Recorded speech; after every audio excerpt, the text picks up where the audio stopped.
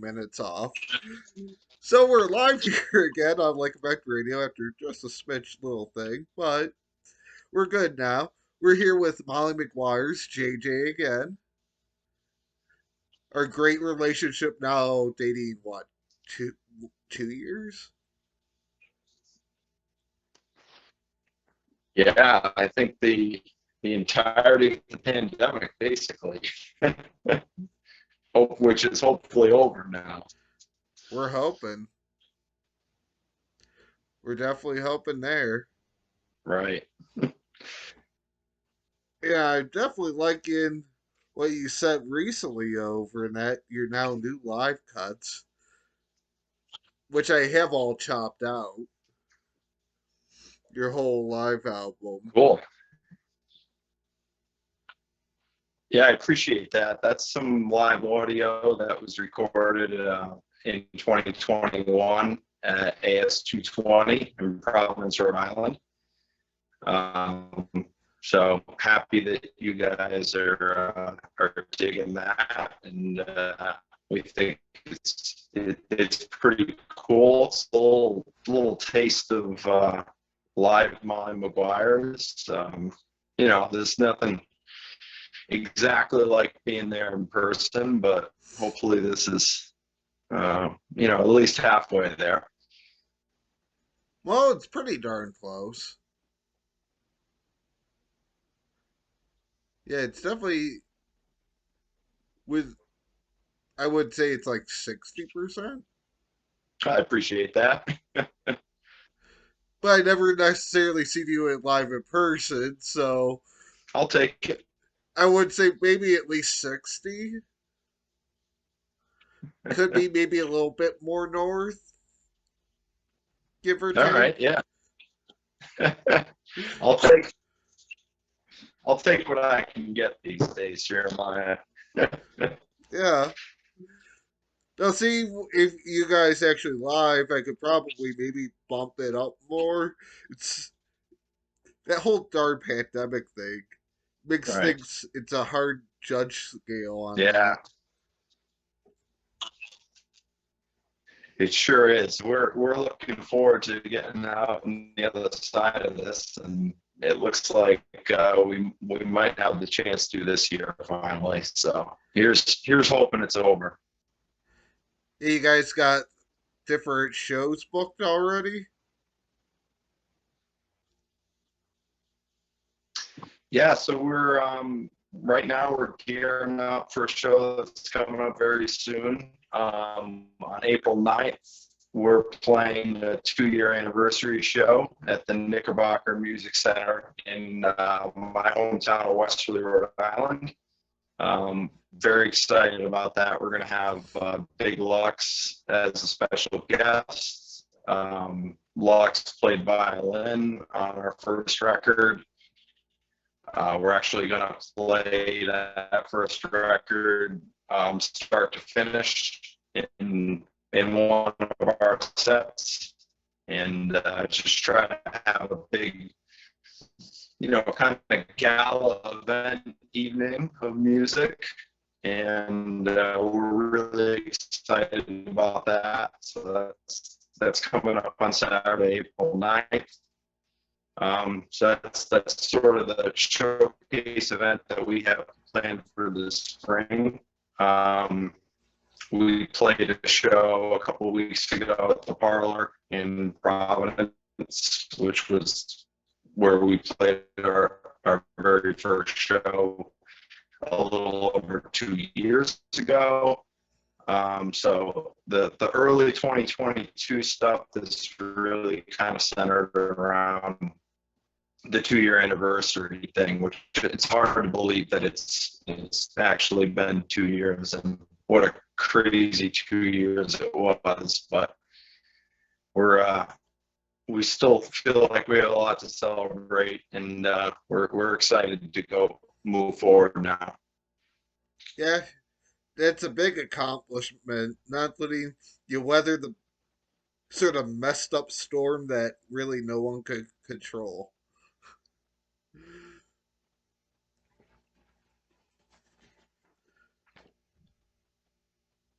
Hello?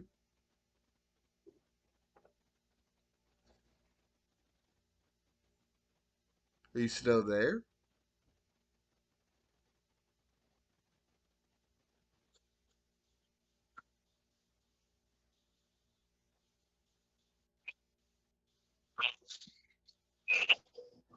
For sure. Oh, you chopped Yep, out we're there. still here. We've made it this far, so that's encouraging. If we can make it through that, then we can make it through anything. Yeah, there you go. So that's a good accomplishment of itself. Yes, can you hear me? Yep. So with that, got us a few new questions for you. So, who would you most? I'm sorry about that. Do you want to try me dialing into that number? Maybe put some music on in the meantime. Yeah. Do you have a preference on what song? Right. Here, we'll go to "Don't Thread 2" off their live audio right now, and we'll make that switch right now. Does that sound good?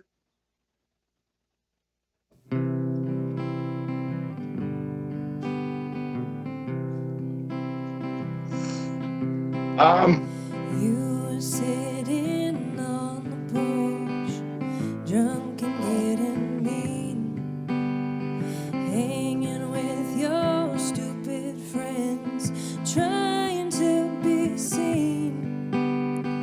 You told me you had a plan to get us out of here, but you've been spinning that old yarn for 7 goddamn years. So I will say I love you when we're in front of our friends, but don't tread on my dreams. And I will say I love you when we're in front of our friends, but don't tread on my dreams. I can't help but shake my head when I stop and think of how strong and kind and brave you were, and the promise you made me. Now the only time you touch me is when you hang with Jim Beam. When you make me start to feel this small, I think it's time to leave. So I will say I love you when we're in front of our friends, but don't tread on my dreams. hello. And I will say I loved you then, one day way back when, but I We're won't good. turn my back Okay, good. on my dreams. There we go. "Don't Thread 2." Got that just played. Now we're better, right? Yeah, and does it seem good to you? Yep. Okay, cool. So, going on to other different questions. So, who would you say you most sound like? That's a great question. I mean, and it's the question. It's a question that you're tasked with answering a lot in this world when you're an up and coming band.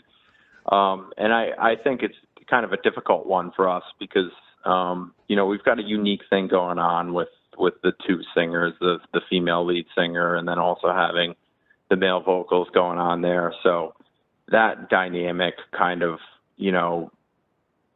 yeah, I think of bands like of Monsters and Men and stuff like that. where you've got the two different characters in the vocals. But, you know, I'd say really what we are is a modern Neil Young, you know, where, you know, Neil Young was sort of a singer-songwriter on the one hand, but then on the other hand, he was also a big, loud hard rocker. And that's kind of what we're going for. You know, the songs they're standalone songs in the fashion of singer-songwriters. But we like to kind of be a jam band and cut loose live. So definitely Neil Young is a short answer for that. And you know, I'm personally very heavily influenced by the grunge music and, you know, just early to mid 90s music in general. And I think a lot of those bands were heavily influenced by Neil Young. So I think it all sort of goes all the way back to him.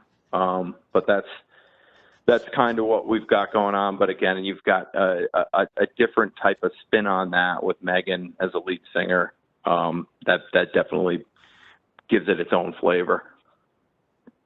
Oh, most definitely.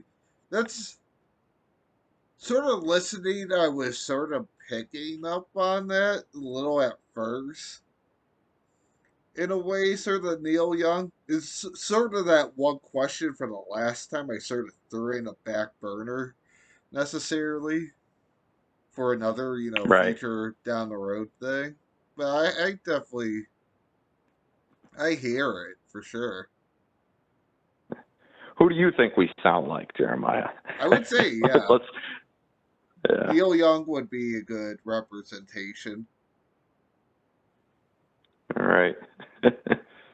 Well, that's good to hear. At least we're on the same page. You know, you never want to, you know, paint an orange and have somebody say that's a really nice apple.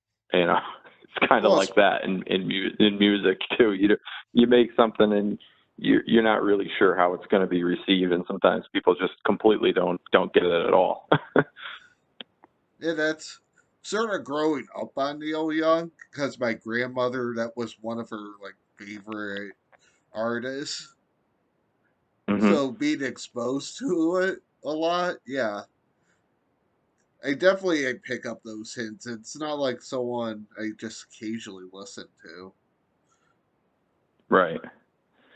Yeah, I remember as a kid the Neil Young Decade box set being in our house and listening to that quite a bit.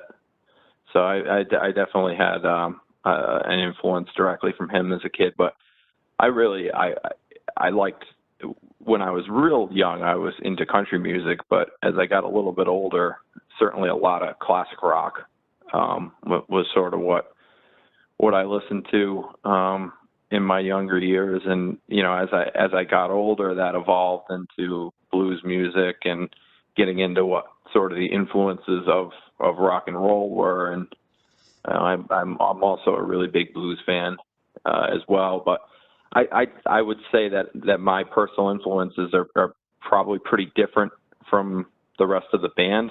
I think that that's part of what makes it fun and what makes us unique is that we're all sort of come from different backgrounds and have different influences and different tastes, and that all, you know, kind of comes together and in the unique sound that is us.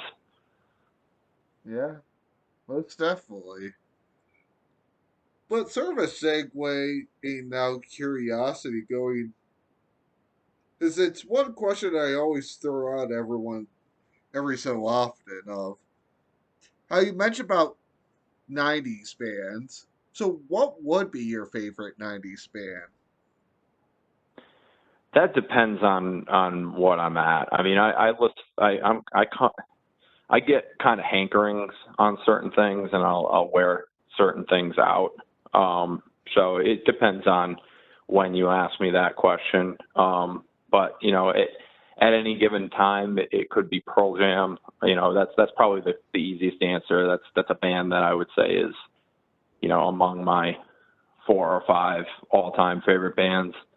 So that's the short answer. But you know, I'll get into big kicks of I'm a fan of the Chili Peppers and some of the LA stuff too, and Stone Temple Pilots as well. But I'll even, within Seattle, sometimes it's Alice in Chains. I went on a big Alice in Chains kick about a year ago, probably because of what was going on in the world. That music, that darker type of stuff connected with me.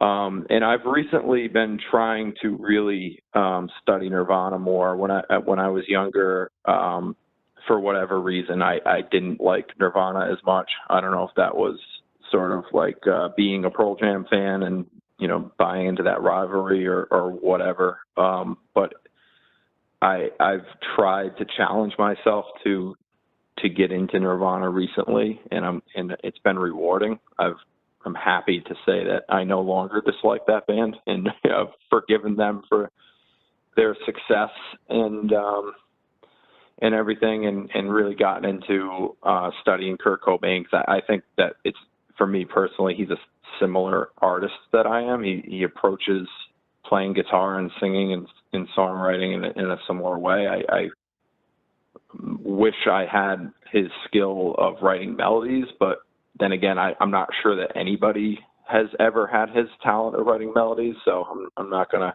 lose too much sleep over not having that talent. But as far as just being somebody who approaches the instrument and through an emotional lens and trying to, express yourself, not necessarily as a musician first, I think that, he's important for people like me to understand what he was doing and why he was successful at it.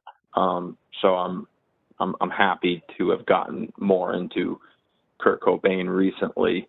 And, my takeaway from studying him is that he's right up there with Mozart and Beethoven and Bach and whoever in terms of just the creative ability to write a melody. He could write timeless melodies, but when I was younger, I was a big fan of Third Eye Blind, and then eventually when they came together in the late '90s, I was a huge Audioslave fan, and it always kind of frustrated me how the critics and a lot of fans even kind of panned Audioslave, because I was always, as they were a new band, a big fan of theirs and sort of on their side. I'm young enough where I wasn't really so much into Soundgarden and Rage Against the Machine. They were like a little bit before I was getting into that type of music. So to me, I didn't really like, my introduction to those two bands was actually Audioslave. So I got a kind of different approach into those bands, but yeah, I was a big Audioslave fan back then as well. Oh, I got it. That's kind of funny. Like most everyone you're naming off, it's like that's sort of like my childhood. My cousin was big on Nirvana. Then me Yep. sort of listening to Pearl Jam, and then Audio Slave, and oh, I definitely I get it. Definitely Kurt with many of his things. There, it's the thing is no one will be completely like him, but it's many Right. traits of that you can pick off of him. For Except sure. maybe down the road Yeah. somebody could, go and say, okay, I'm going to do that and then some. When will that happen? Somewhere down the road, maybe. Yeah. I think his uniqueness is what you should learn the most from. He was doing his thing, and I think that's the most important thing in music, is to make sure that you're unique. I think that being unique is more important than being good, to use a really general word. Because just because something is correct or is played properly or, is on paper a good song, that doesn't mean it's gonna have any impact at all. It's the expression and the personality that makes a song what it is, and what makes it connect with people. And I also think that Kurt was completely misunderstood. Part of that was he created his own legend of being sort of a savant who had no idea what he was doing, and it just somehow worked. But yeah, I mean, I don't really buy that. I think that I'm sure it's true that he didn't study music and he couldn't read sheet music, but I mean, in all honesty, I would say most guitarists can't read music. So I think that he might have been exaggerating his lack of musical knowledge a little bit to sort of build up the mystique around him, and I think that people kind of ran with that. But you can't do what he did without having a deep understanding of music, and I would liken him to like a John Lennon. I think that they're very similar artists with very similar approaches. And, the Beatles were another group that liked to say that they didn't know what they were doing. But I think that's kind of BS, in No, our after band, yeah, with how long you do it, eventually, if you don't know what you're doing, it's just going to slowly. You're going to retain and grab and get familiar with it. right. You can't be doing something for 10 years and say, "Oh, I don't know. I don't have a clue what I'm doing." Absolutely. And, there's something to varying levels of knowledge of theory and all that. And, and I think that we, in Molly Maguires, we have a nice array of book knowledge, for lack of a better term. Jason G. Taylor, who plays trumpet, and he also plays keyboards and guitar. Sometimes he plays every instrument you throw at him. He's incredible at it. He's a jazz performance music major. So he's sort of our go-to in terms of actually knowing what he's talking about on the book side of things. And then I would say that there's a significant drop off in book knowledge from him to maybe Jesse Capo, was our other guitarist, who I think knows a lot more written type of stuff and theory than. And then there's probably, but I would say that Jason is certainly head and shoulders above him. And then I think there's another big drop off down into the rest of us that are sort of, come from feel and from trusting your ear. And I think that both schools of thought are really important. I think if you're too far in one or the other, that it's going to hinder the ultimate product. I think that creativity demands that you trust your ear and that you're not going to restrict yourself to certain things. I treat music theory as a resource, something to go reference and check up on when needed, but it's not ever what, drives what I'm trying to do. And it's nice to be able to have a guy in your band like Jason to use as a quick reference and to double check on certain things. But I don't, as a songwriter first, I don't think that knowing how to read sheet music would do me any service. So I just think that when you hear a musician, especially one that you think is really good, or somebody who's on the level of a Kurt Cobain or a John Lennon, when you hear them say, "I don't know what I'm doing," I take that with a grain of salt. I think what they mean to say is, "I can't read sheet music," and they're trying to sort of pull your leg a little bit. Yeah, but secretly they sort of learn a little bit what they're doing and actually know a little bit of reading when they're going along after how hmm many years. You can't be, just like me, like when I sort of got pulled into jazz band because I was the only person that knew bass clef and our guitar player left, and I was the only random one that said, "Hey, I'll learn guitar," hmm and all that. Yeah, at the end of the thing, what was it? We did AC/DC, it's the long way. We didn't Yeah. really have the sheet. We didn't do the sheet music and that. we were just messing around with it, and at the end of the one concert, we just started, just going with it, and everyone just stood around, and it actually sounded pretty convincing for never actually reading it. We just went with it, Yeah, right. It's easy to, Yeah, that's what it is. yeah, it's easy to sort of bullshit your way through. It's technically I shouldn't say that, but yeah. Yeah, the FCC is going to call on you, not me. I don't think anyone had that uh, in their brackets. Well, they're not online yet, so I'm sort of good. Just wait Right. till that. They'll just hear that Oh, now that's and right. say, This "Okay, is we'll internet get radio, online." right? Yeah. Yeah, Yeah, you guys don't have a call signal, right? Just internet. yeah. We're working. Yeah. Well, Well, then. we'll sort of go back to that thing. The whole pandemic thing sort of ruined us unnecessary. We were sort of starting to make that turn and work our way towards there. But yeah, the pandemic put like a Right. 2 year delay on that. Sure. Sure. So Yeah, I put a eventually, 2 year delay in everything.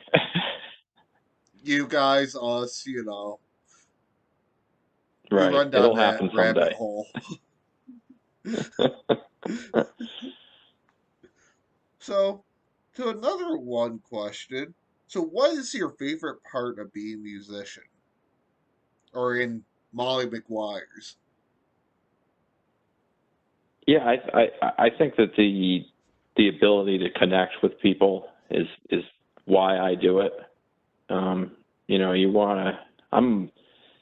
I would ground myself and sort of identify as a writer first and foremost. And I think if you're a writer, then you want to be heard. You want your message to get out there. That's kind of the point of it. And I think that what's fun about music is that it is something that people really deeply connect with, and the opportunity to be able to have that connection with people is probably my favorite part. When you see, we're a new band, and we're older and newer than we even are at once because of this whole pandemic thing. But in a lot of ways, we're still very new. And when recently you look up in the crowd and you see people who actually know your songs now, and who you can tell they actually like them. If they don't actually like them, they're doing a very good job of faking that they do. And that's a cool feeling when something that you created that's original is resonating with somebody. That's why you do it, and you hope for that. And when you see it happen, that's the fun part, no doubt. Definitely feels rewarding after Right. all, the hard sweat, you know, many other things that go into making the whole either songs and everything, you know, go round and round. Right. So, what would be an average day in either writing a new album single for you guys look like? There is no average day in our world. we've you know we've we're we've consistently continued to create new content that goes right up through today. And we have a lot that we've worked on and we're continuing to work on. I would say we've probably released roughly half of the stuff that we've written over the last 2 years at this stage.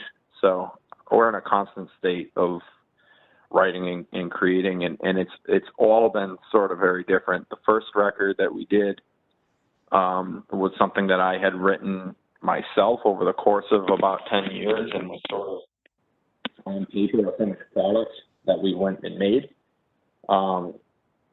The second record that we made that we released last year was sort of just taking a lot of stuff off the scrap heap that either I or others had had and just sort of throwing it together and making it work. And then I had written a few songs in sort of the first wave of the pandemic and lockdown, so just threw those on top. So the That's My Story record was sort of like leftovers,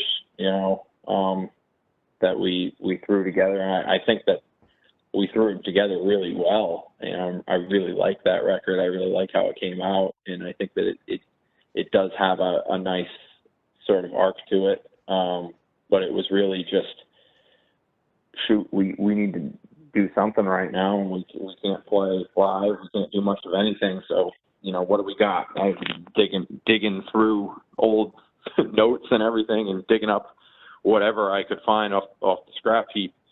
And I think now we're writing in a few different type of ways.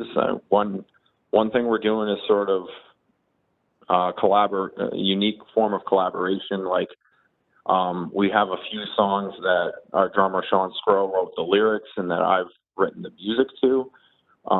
There's a couple other songs that I wrote the music that our other guitarist that I wrote the lyrics rather, that our other guitarist Jesse Coppa is taking the lyrics and writing the music to.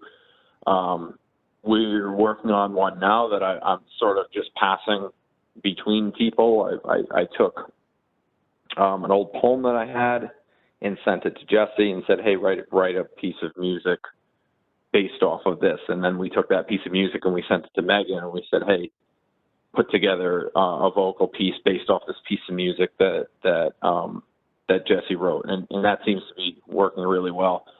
There was another song where we just sort of went in with nothing at all and or very little on a sketch pad and walked into the studio and just said, hey, let's see what we can just make right now today. And that came out really great. That style we wouldn't be able to do without Jason, who I was talking about earlier, who actually knows what he's doing. So that particular song that we did kind of spontaneously he was definitely driving on that. So I think the writing process is very varied, and there is no it's not like we have a template where we go in and this is how we create songs. I think we're always trying new ways to write songs, and it seems like the new ideas we have seem to work better and better. So I want to keep doing it that way, and that keeps it exciting and fresh too. That no song, no project is ever identical. They all kind of feel like their own journeys. No, definitely is. Because that's the one thing with sort of some bands prior to the pandemic, even you could say college, even radio, that certain ones that they always stayed, let's say in rock, they probably, I want to say, a year and a half at least in Ohio, sort of branched off from that and, switched around tracks and that. Mm-hmm. Not do just rock, do this like alternative, this sounding that, to just not be the same always. Right. Because everyone sort of likes a little bit of variety. Yeah, That's if you like a little bit of variety, you'll probably like our records. The first record is really kind of one theme in terms of music as well as lyrics, and that's sort of written in the style of a 42-minute song, where it's all sort of sonically similar and everything. But certainly our second record that we put out in the summer of 2021 is a total roller coaster. Everything from acoustic songs to very loud and very, drawn out type of stuff. And then, there's also a few just super quick, 2.5-minute pop songs, pop rock. You gotta be careful saying pop these days because that evokes something that's very different from the music that we make. but there's certainly like, a lot of going variety. from Taylor Swift to like '90s pop, how that's like a huge difference. Right. I mean, Taylor Swift is a little bit closer. She's at least halfway to our realm. Not that I want to get down that rabbit hole, but I think when I say pop, I'm careful not to evoke the vision of somebody making a song and on a laptop in their bedroom. you know. Oh, fair enough. But That's a better reference. you know, but no, it's crazy. Music is quite a wide array of things. I mean, even Taylor Swift is very different than what we are. But if I think of people like Billie Eilish and Justin Bieber and stuff like that, I mean that they might as well be painters if we're musicians. Like I'm not criticizing that art form, but it's not our art form. It's a completely different thing altogether. No, it's true. I was just doing the ranking scale of, '90s pop to Taylor Swift now pop. Yeah, you're not that far. You're more, middle-ish. Yeah, I'm hoping that '90s type of sound is going to make a comeback, and I think it might because I think people after being deprived of live music and humanity in general are hopefully yearning for music that's actually made by people and it's not quantized and it's not Autotune? force fed into a grid. It's got a Yeah. little more life to it. Yeah, like Autotune. God, I hate that. Yeah, I don't. Everyone uses Autotune in the studio, but whoever decided to use Autotune as an effect, I think I wish we could go back in time and make that person think better of it, because it's. And don't get Or me break wrong, their finger, there one are or the other. some. Yeah, there are some select examples of it that I think are effective. Like I am a fan of Daft Punk, and I think that they effectively use that sound because their whole shtick is that they're supposed to be a robot, so they want to sound like a robot. So I think in that context, in some very rare instances, I think it's effective. But I think for the most part, when you hear that sound of Autotune used as an effect, it sounds absolutely ridiculous. And I wonder if 20, 30 years from now, people aren't going to look back and sort of shake their heads and say, what exactly were we thinking? Fair enough. I would be. And I'll be very, Right. very salty if anyone in the Rock Hall or anyone like that gets into the Rock Hall. Yeah. Oh, that's a whole other thing. The rock and roll Hall of Fame is quite a topic in of itself. We might have to just save that for a different discussion because that could probably be 45 minutes to an hour if we wanted it to be. Oh, easily. Trust me, the worst time that I never got there ever. So the winter, December before, COVID. Guess who got the all year pass? Guess who Oh, didn't did get you to have one use in the all year 2020? pass? That's good timing. Oh yeah, that was horrible timing on my part. Yeah. So yeah, I'm not doing that again until like everything's really clear. To blow like close to Yep. $200. Yeah, that's a smart move. So you want me to jump over to another one of your live tracks? Yeah, I'm sure everyone's sick of listening to me talk at this point. That's a good idea. I would say, do you have Soul Searching queued up? Yep. So Soul Searching, that's a fun song to kind of reminisce about. That was one of those 2 minute quote unquote pop songs from last year's That's My Story record. This was a song that was absolutely in that category of something that I just sort of had on the scrap heap. Actually, to be completely honest, I never really liked it very much, even though it was my song. And I think songwriters out there would probably admit that just because you wrote something doesn't mean you like it. There's usually a few that you probably don't really like that much, and that was formerly one of them. I sort of busted it out when we were looking for things to use in 2021, and positioned it in that way of like, yeah, I don't really like the song, but this is a song I wrote, and our drummer Sean Scrow heard it and took quite a liking to it and said, no, I think if you just did X, Y, and Z with that, it would be a really cool kind of upbeat thing. So then he kind of finished it and tidied it up and definitely injected a lot of life into it.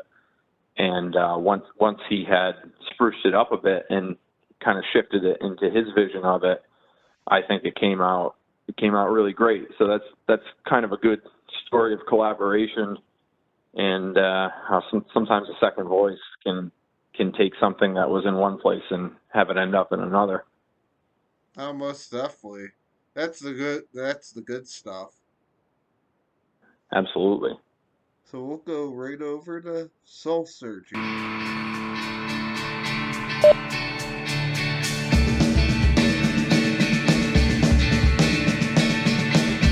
Soul searching, it's a heavy thing.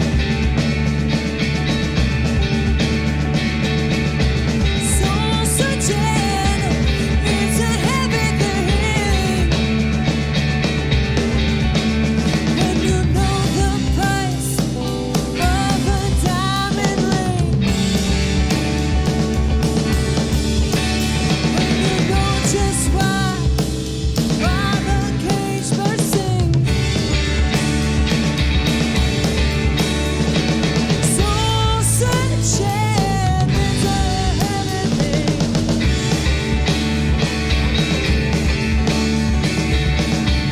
Soul searching, ain't more than a heart.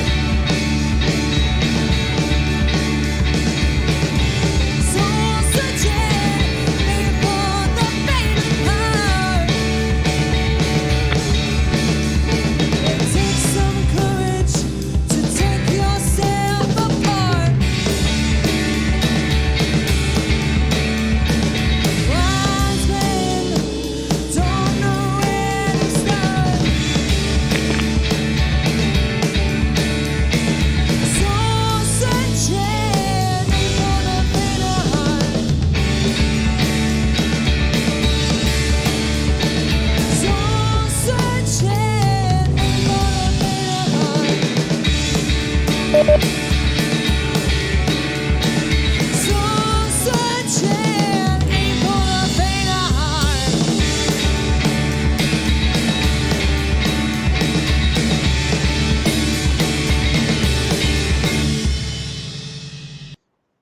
I always like the live music portion that. Yeah, yeah. There's just nothing like a kick drum smacking you in the chest. And I think that we learned that over the course of the pandemic. That a lot of people did a really good job in finding creative ways to pivot, but you just can't make live music in a live stream or whatever. It's just different in person. No, it definitely is. It definitely is. Even, yeah, everything sounds great in a studio, all that other stuff. But every once in a while, besides at a show, it's just nice hearings or like a live, you know. If you just think many like the mainstream in it, you never hear of that as a thing. So when Right. you go to, like this non-mainstream, you hear that. It's sort of that nice connect of not listening to something that you normally always hear. It's just something Right. different than not only it just sounds live, that you're somewhere else than where you're at the time of listening. Right. Yeah, that's the idea. And when we're in the studio, we try to incorporate live as much as we possibly can. Um, most and most of our songs, the rhythm tracks are live, and that's at minimum the bass and drums, if not also rhythm guitars as well. And so I think you're part of it's taste. I prefer songs that are recorded in that way. I think they sound better. I think they sound more human, like we were saying earlier. But also the problem with quantizing records and with so-called perfection is that I think that the push and pull is an essential element to music.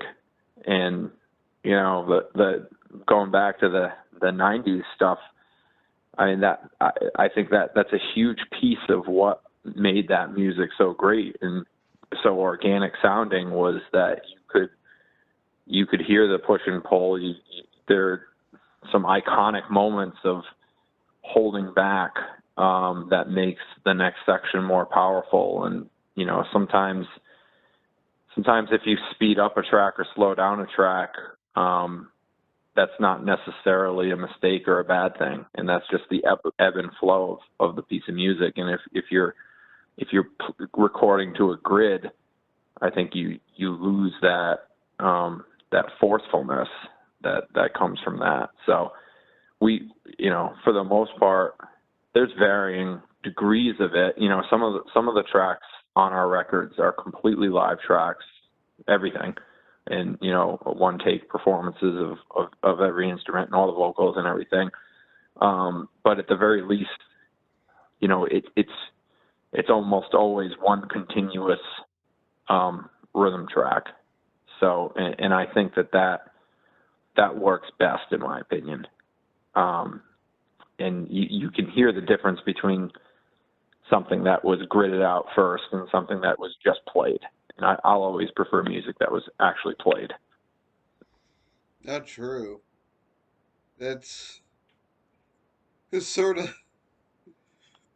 that's what I sort of been pushing with sort of some of the submissions now recently is, yeah, we have all the, the great, produced all that other stuff, in, but if anyone has live stuff, that I sort of been pushing that a little more, of just to break up everything just sounding so perfectly neat, Right. because Yeah, after because so life is long not it just perfect. gets boring. Totally. And we're trying to, if we're artists with who are approaching it from the right way, we're trying to express life and human experience. And human experience does not happen on a grid, and it's not perfection. So I don't think music should be either. Yeah. Then my other secret thing is, speaking of '90s and all that, that I've been really digging back in the banks and pulling out many '90s tracks and adding them in the rotation. Yeah, that's great. I love to hear that. And they complement Molly Maguires very well too, so even better. Yeah, that's I started did it before a little late last summer, a little bit in Christmas, a little more there. Here, Right. when we get down to May, I have like another probably about 600, 700 tracks I'm going to dump. Mhm. And that, so secretly I'm trying to bring back '90s. I like that. I like that idea of playing it during Christmas time too, because I would rather listen to '90s music than Christmas music personally. Yeah, we're really not huge on, you know, Christmas music. every once in a while, so we're, you know, leading into Christmas, it's maybe three, four times people decide, oh, I want to do a show on Christmas, but, Christmas music. Then they, next week it's something that, it's sort of that one thing they're in on it, then they move on, then maybe later, mid, they hit back to it, but yeah. It seemed like this year they toned back. Everyone in general sort of toned back the heavy-handed Christmas music over December, which was good. I don't know if that was in my head or not, but it didn't seem as over the top. It was like for a while it seemed like we were pulling Mariah Carey out with the Christmas decorations every year, and that seemed to be a little less intense this year. It's because the stores started sooner with Christmas stuff out. True story. It was even before Halloween, all the Christmas stuff was out. Yeah, that's outrageous. I've always found it disrespectful to Thanksgiving too. Thanksgiving deserves to have its time. Oh, yeah. I'm not arguing that fact, but that's a true thing. Yeah. So, from there, have you ever been nervous while either performing or writing a song? Oh, absolutely. um, yeah, I don't know about while writing if I've ever been nervous, because you typically are writing in private. So I wouldn't equate the writing process with nerves per se. Although sometimes when you're done with something, you get a little bit nervous about it, which is a good thing. That usually means that you like it, and you're nervous about how are you going to make it, and how are we going to get this out, and just anxious about the process of people starting to consume it and how they're going to react to it. So I guess at the end of the writing phase, maybe you get nervous. But in terms of performing live, definitely more often than not. I think that nerves are important tool in your toolkit, really. You can channel nerves into, a stronger performance if you know how to do that. And I also think that if you're not nervous, then that means you don't care, which, it to a certain degree, you need a little bit of aloofness, so you don't let nervousness, be a detriment. But I think that, nerves are definitely more common than not. And I don't see it as a bad thing. I think it's kind of fun, actually. It kind of reminds me of being a kid. I feel like when you're younger, you're nervous more. Than the older you get, the less you have that feeling in your stomach. And in some ways, I kind of miss that. So I like that feeling of being anxious and being nervous going into a gig. I think it's a nice adrenaline rush, and it's a good reminder that you care about something. Yeah, fair. Yeah, it's sort of a two-sided sword. Especially even me when we ever do something big. Secretly on the outside, sort of, not trying to show the nerves, but deep down inside, it's always like, I don't know, could go good, bad, Mm. you Yeah, know. I can tell already that I'm going to be nervous for this April 9th show that's coming up soon, because it's going to be in my hometown, and when there's probably going to be several people out there that I know personally outside of music, and just playing a home game in that way, I think is going to make me especially nervous for that night.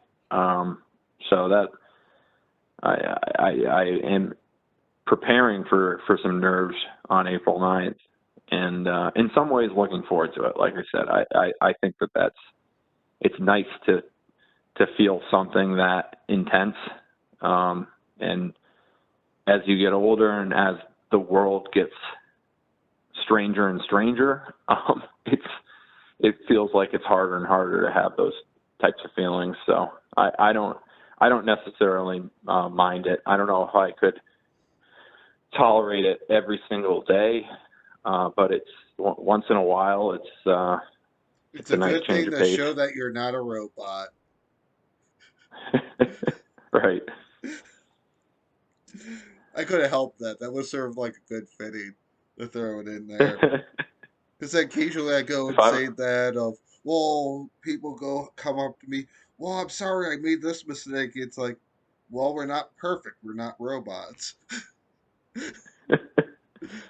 right, we're not quantized onto a grid, and we're not auto tuned, unlike some of our pop music. Fair, fair. I'm going to now turn this into like an audio track, this interview, and go and chop that out and make that as a button or something that I could just hit playback. That was a good reference. That might Yeah. find its way into our knowledgeable buttons of many Oh, feel situations. free to use it. I would be honored. Who uh, knows? If up there in the studio doing like the next one, I could always use that on you. Use yeah. yourself against Oh. yourself, or Oh God, if emphasizing I a had a point. dollar for every time that happened. No, I uh, feel it. Especially when many people like I say one of my random lines, and they come back and use it against me. Yeah, mm, no, I yeah, know. it's and it can happen. It can happen to the best of us. So, what is your main impulse while writing? I think that for me, writing comes from an emotion or something that happened. Sometimes not enjoyable thing, something that's traumatic even can, and it sort of turns into a solo therapy session of sorts where, it's a way to cope with something. And it's not always a bad thing. Sometimes it's a way to express a positive emotion too, but I'm usually inspired by something that actually occurs.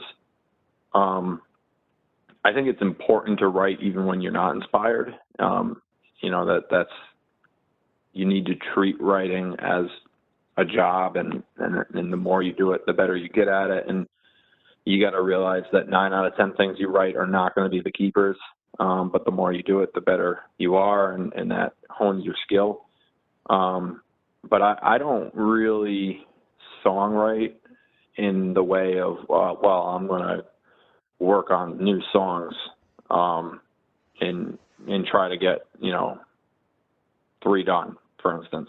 Like that's not how it happens for me. I sort of wait for inspiration to occur, and in that way, the voice demo on your phone is probably one of the most helpful inventions, I think, for songwriters, because when that happens, you're not always in a great position to be able to record something or write something down. So a lot of times that'll happen where I get an idea and I just make a quick voice demo. But yeah, I try to let the songs come to me versus make the songs from nothing, because I think that the most important element of a song is that it is expressing something.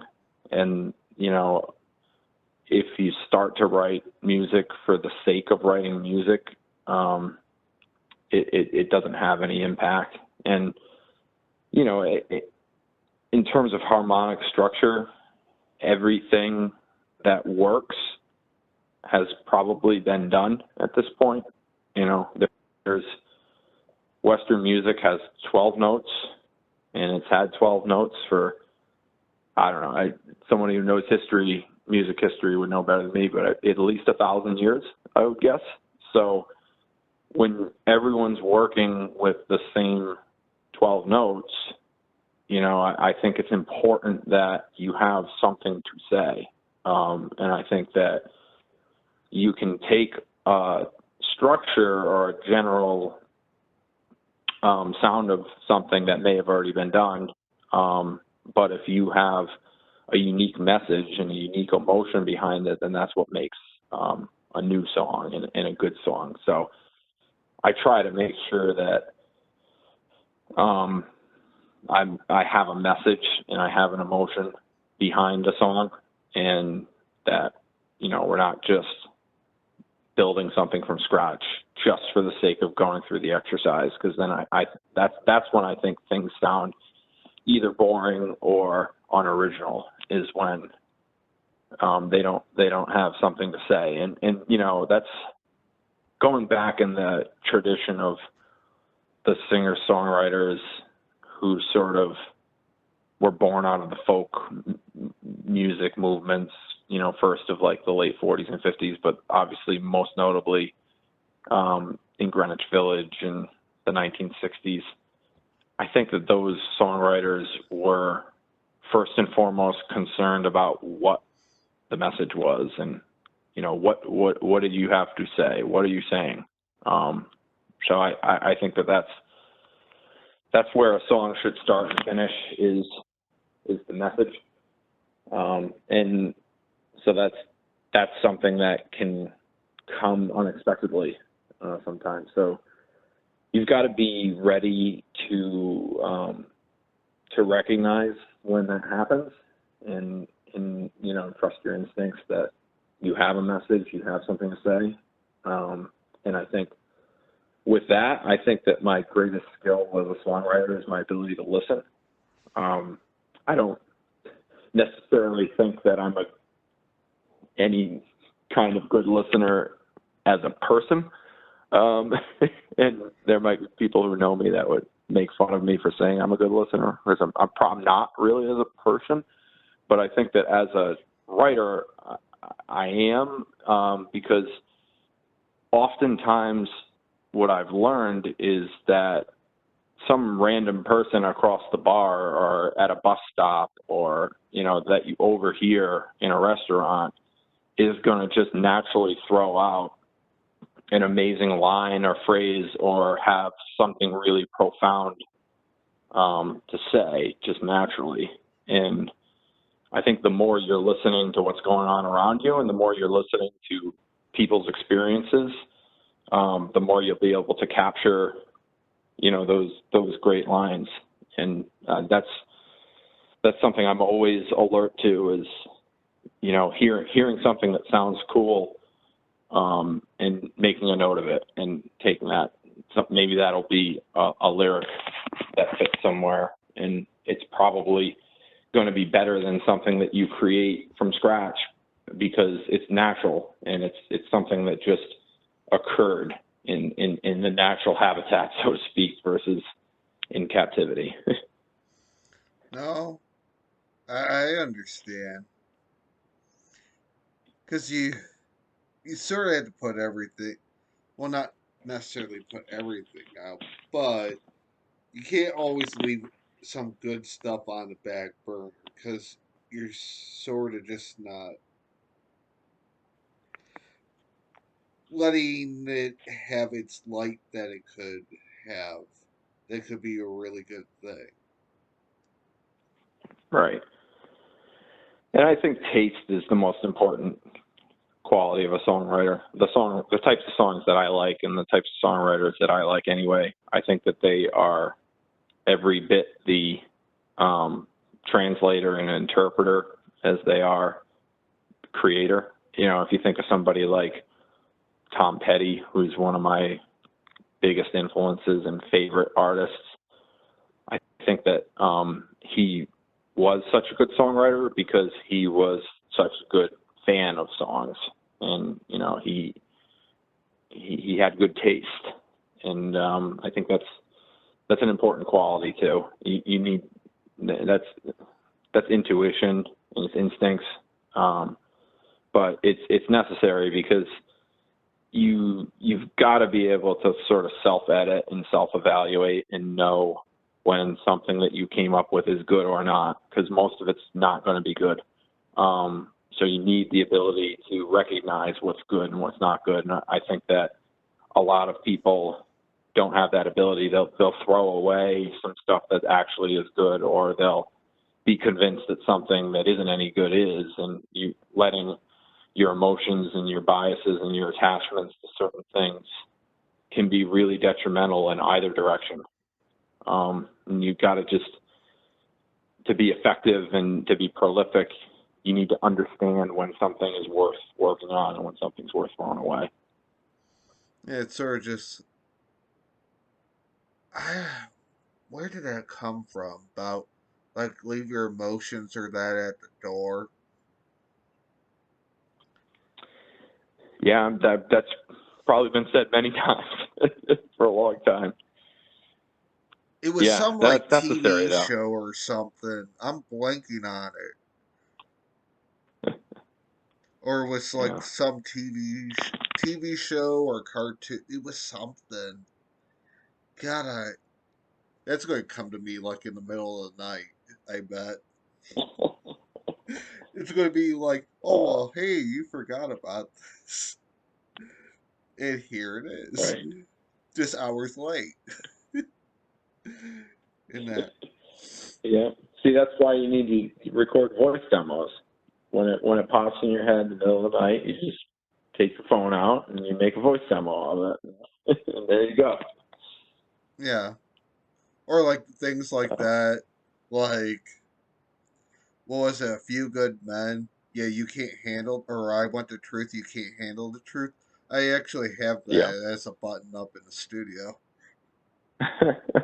There you go. That's a good one. Yeah. So, I do that kind of stuff, and it is the actual thing. Mm-hmm. So, from there, you want to jump to one more track? Yeah, I think that makes sense. We're running over time a little bit here, so maybe I'll jump off as you play one more, so I can get moving. I apologize for the technical difficulties at the beginning that got us running a little bit behind schedule, but I just looked at the clock and said, "Oh, geez, 6:30." So, Yeah. um, Well, so no yeah, I'd say let's. worries.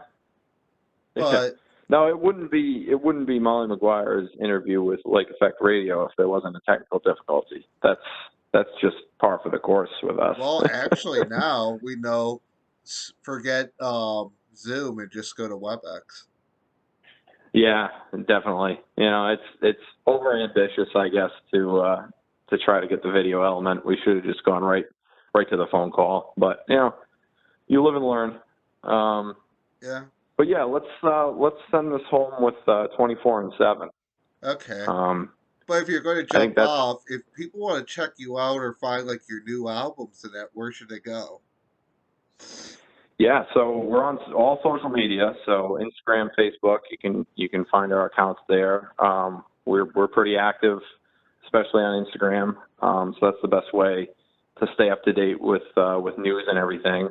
And if you go to our website, mollymaguiresmusic.com, and click on the follow tab, that gives you links to everything from social media to then Spotify and Apple Music and YouTube and Bandcamp, all that stuff. Wherever you can find digital music, you can find us. So we really appreciate, especially if you Spotify listeners could follow us and all that, and then YouTube, go ahead and click subscribe. Those little things make a huge difference. You know, give us a like on Facebook, give us a follow on social media, and all that other stuff. That's really so important. And you know, as over the last couple of years, as I've been an artist myself, you know, I really try to make sure I'm a good fan as well. You know, when I hear somebody new that I like, the first thing I try to do is to follow them and like them and subscribe. Because, you know, if everybody does that, that makes a huge difference in this crazy digital world. but if you go to our website, again, mollymaguiresmusic.com, you can also find CD and vinyl of the record that we put out last year. You can order those on the website. We're going to be continuing to build and having, new things, and new music will continue to flow out. Like I said earlier, we've got a ton of music in the vault. So it's a good time to hop on the bandwagon, and there's a lot more to come in the coming months and coming years, hopefully. And, we're excited to get out on April 9th out here in Rhode Island, and hopefully more and more of being able to play live. And, if you ever see us in the area, especially people in New England, where we will be for at least this next coming year, come out and see us and get to experience it for yourself. So, yeah, that's the sales pitch. We really, it's a silly game these days of like and subscribe and follow and all that stuff. And it sounds trite and it might feel meaningless, but really, honestly, those things absolutely make a difference for indie artists right now. And Well, please, even if you at the show, if you submit to a fair and that, they look at your, fan base of how many people are following you and all that. oh, absolutely. And and not to get in the technical weeds, but the stream, like, it's all algorithm based and everything. So it will continue to grow as more people do those silly little clicks, and then the algorithms kick in, and then that allows it to reach new audiences. So please like and follow and subscribe us, but also not just us. When you hear something cool that you haven't heard before, please go and do the same for any new artist that you hear, because that's the lifeline of music these days. So that's the best way to support people is to follow people and, to be involved in the crazy cyber world. So Yeah. that's it. And we will reciprocate. If you follow us on social media, we are very active. We will keep you up to date. You're not going to be out of the loop, but you've got to join us first to get the news. No, I gotcha. Well, I appreciate you jumping on yet again. And not putting Absolutely. in the future, you can always hit us up about anything you got coming up. Yeah, we will. We're probably looking at the next single, maybe early summer, late spring, early summer. It's going to be the next drop, so stay tuned for that. And again, thank you for your continued support, and thank you to all your listeners. Really appreciate it. And let's keep in touch. Maybe someday in person. We're getting closer. Yeah, we are. Slowly but surely, for sure. And finally, first time I ever left the state of Ohio was like 3 weeks ago. In like over 10 years, I went down to South Carolina, so you never know if I'll make the trek that direction. Hey, I'm in South Carolina quite a bit. I'll actually be in South Carolina next week. So Yeah, the first if week of you're, March, I was down in Myrtle Beach.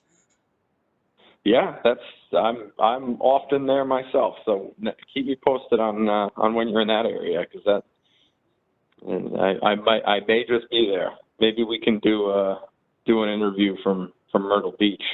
On the Send it back beach. to Ohio and New England. I like this logic. We might be sort of kicking it for next year before spring break because I missed it Yeah, this past year. It's so nice and right. peaceful. Oh yeah, yeah. No. Well, here's to hoping, Jeremiah.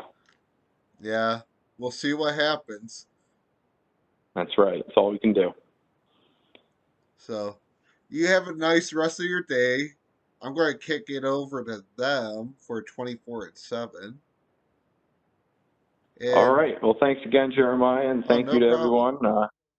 hope you enjoyed the conversation, and especially hope you enjoy the music. Yep. Take it easy till we talk again. Sounds good, Jeremiah. Bye. All right, bye.